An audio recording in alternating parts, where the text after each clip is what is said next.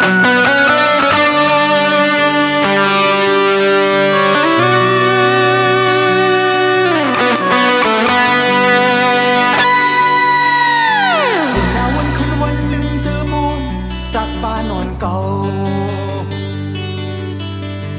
มื่นคนพายเรือลำริมแลนเมื่อ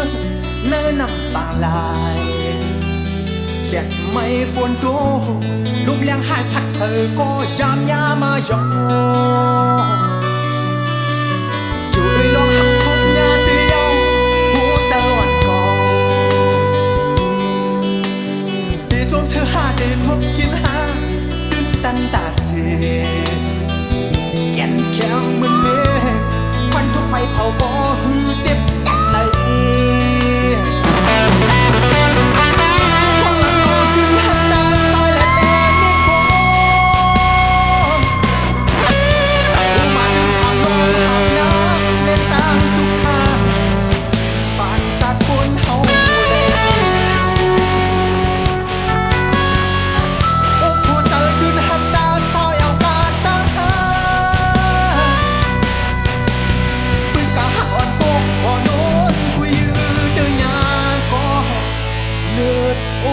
tiềm này